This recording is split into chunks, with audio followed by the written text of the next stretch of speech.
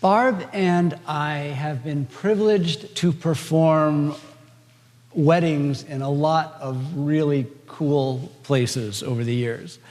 On beaches, on mountaintops, in hospital rooms, on Vermont hippie farms, at Shelburne Museum, and of course, in some lovely churches like this one.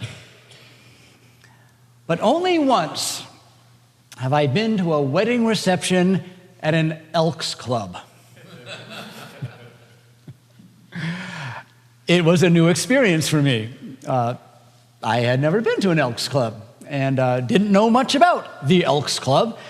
And I was downstairs waiting to use the bathroom of the Elks Club when I found out that the Elks Club had very helpfully filled up an entire wall downstairs with reading material with everything you ever wanted to know about the Elks Club.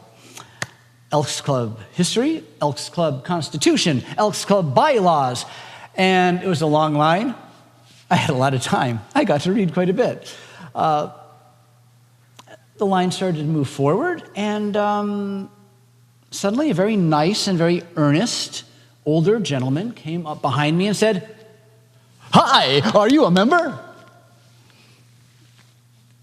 I said, no. "Would you like to join?" What does that involve?"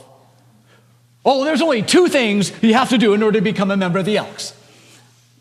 Well, here I got a little nervous because I thought it might involve wearing funny hats or doing elk calls or something. But he said, "You got to be an American citizen and you got to believe in God. Easy." Now, I know he was trying to be nice and invitational, and what he wanted to do was set a really low bar to welcome me into the club. But I have to say, the nice man's invitation got my spider sense tingling a little bit, because my mind went instantly to all the people I love who were suddenly being told indirectly, "You can't be part of the Elks Club." I had driven to the Elks Club for that wedding reception with Jordan, a citizen of Ghana, a man of great faith, integrity, and talent, who would be an asset to any organization he was a part of. But this nice gentleman's invitation to me said, in effect, "You can join, but not the lovely man you drove here with." And then I asked, "When you say believe in God, what does that mean to you?" And he, sensing some apprehension on my part, but misinterpreting it dramatically, said, well, you don't have to belong to a church or anything. It's really not that big a deal. You can be anything, really. You can believe anything, really. You just got to think there's a big guy upstairs." Spidey sense goes off again. The nice man didn't mean anything offensive by it, but his description of faith, the center of my life, was suddenly, "It's no big deal. Anything, really. Big guy upstairs." Well, I was uncomfortable, and he was uncomfortable because I was uncomfortable, and the line got mercifully short, and I headed toward the bathroom. I said I'd consider his invitation and went on in. And I did consider his invitation. I pondered it all day long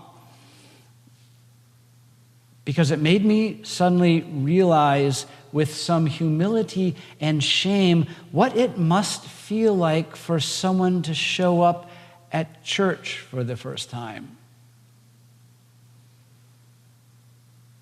I had this nice, earnest man who really felt he was trying to invite me into an organization that meant a lot to him, but left both of us feeling alienated and uncomfortable and uneasy.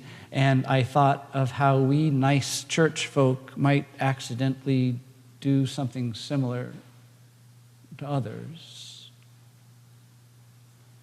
I thought of the subtle and maybe not so subtle ways we tell folk that to be a part of us, maybe you need to look a certain way or act a certain way or think a certain way. And I know some of the churches y'all have belonged to in the past. You've told me some stories.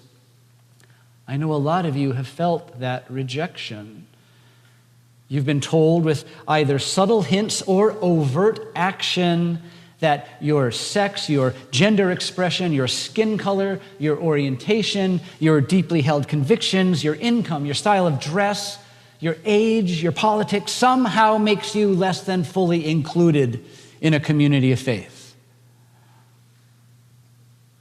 And that hurts with an existential pain that goes to your very bones.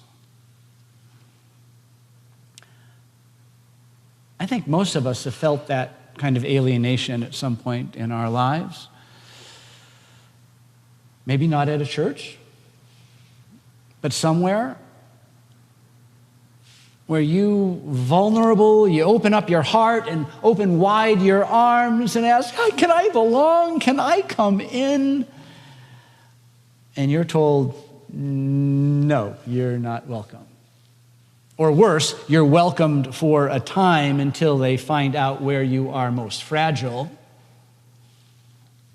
and then disinvite you. In the churches a lot of us grew up in, the greatest sin was doubt. And conversely, the apex of faith was an unquestioning certitude in the correctness of one's own theological convictions. And the more certain you were of your church's truth claims, the better a Christian you were. Anyone grow up in that church? That's a few.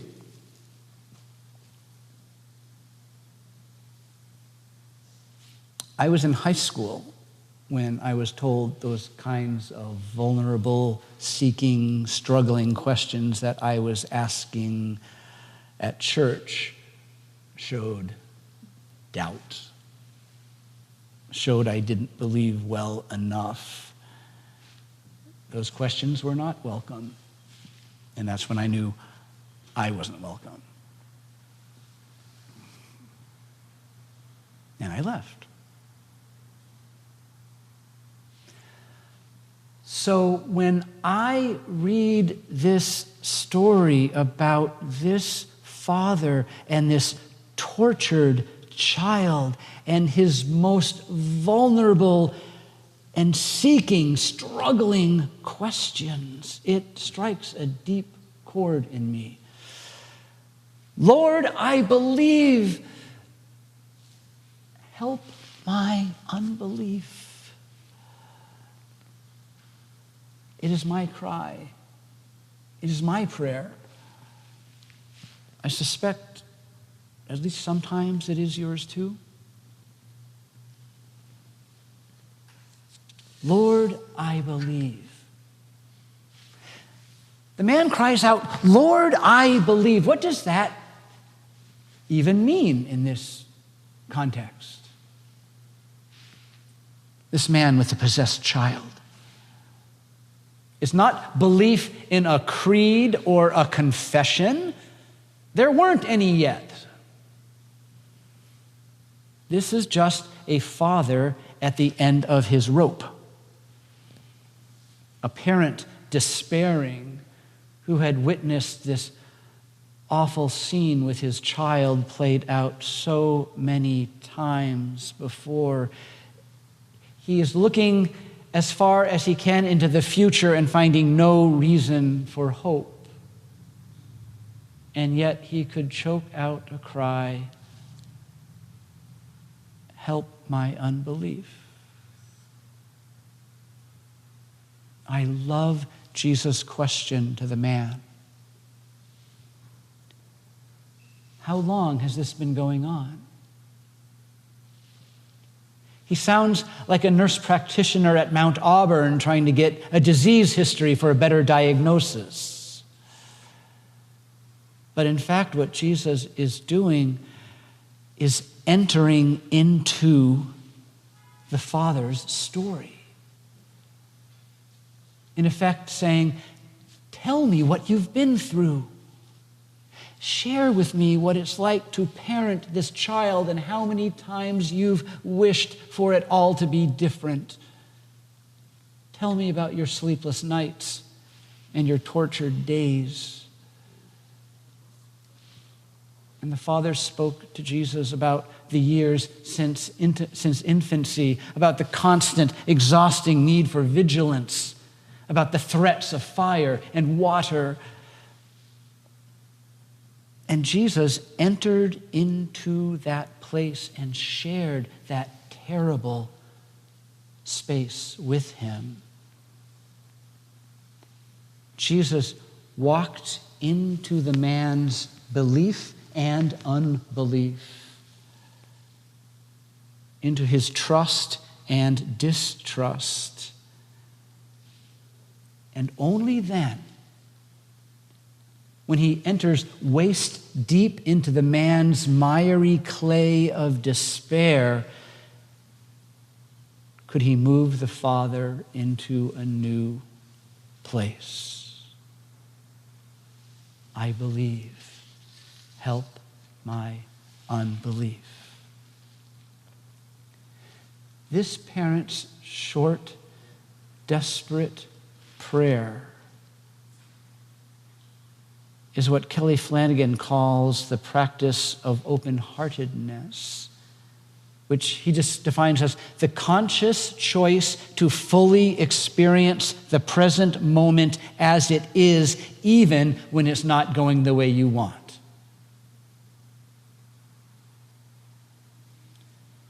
It's a crack to let the light in. And it's wise as well, because saying, I believe, help my unbelief, acknowledges connection and a call for help. Notice what this man does not do. He does not try to make some quid pro quo deal with the divine. He doesn't say, heal my child and I promise to do better and believe better and act better. He said more honestly, I can't stop not believing. I can't make myself better. I'm lost. Help my unbelief. Only you can give me faith where I have no faith. He was calling for help in the midst of pain rather than making a deal or numbing the pain or succumbing to cynicism or walking away in despair. He holds out a desperate hand and waits to see who grabs it.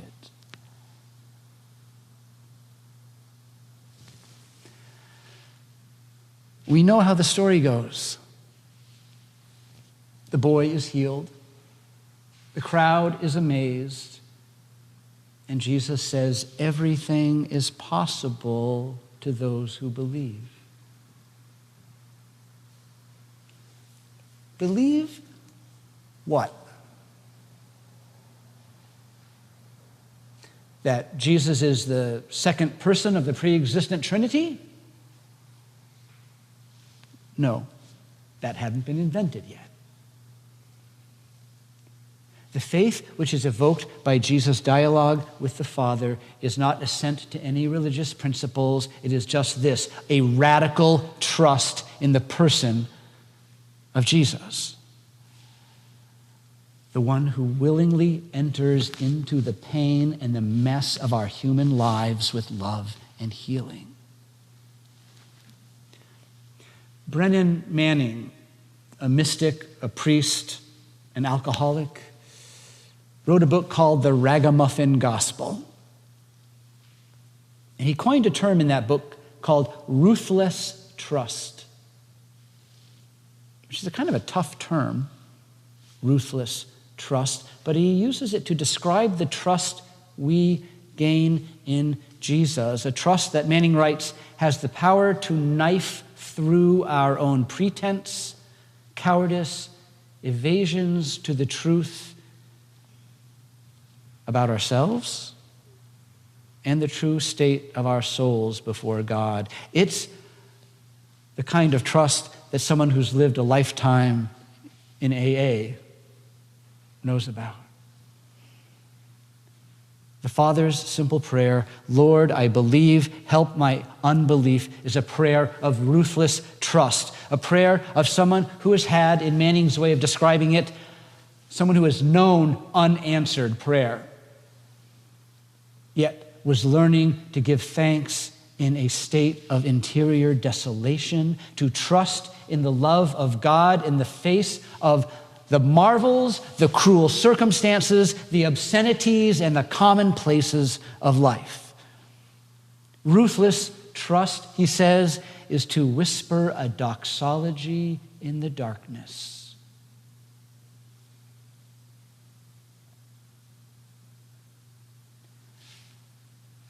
You don't have to be a theologian, a psychotherapist, or a New York Times headline editor to know that humanity is kind of messed up and confused and broken. But this story from Mark's gospel is an assurance that we are also completely and overwhelmingly beloved by God.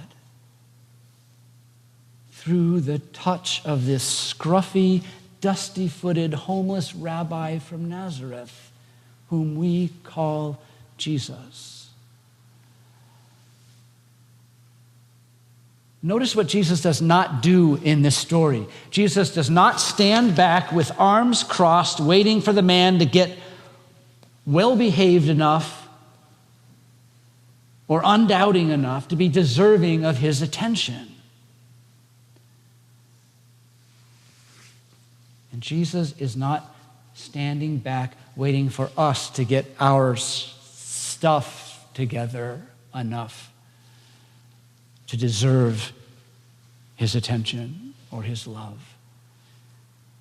His arms are opened wide for us with a self-offering love that can make us whole, even in our brokenness. That can make us okay even in our not okayness. He enters into our doubt and pain to heal us and teach us to trust and to love and to hope in him, even in the midst of the pain and the brokenness, because we can know that we are not alone, that Christ is with us.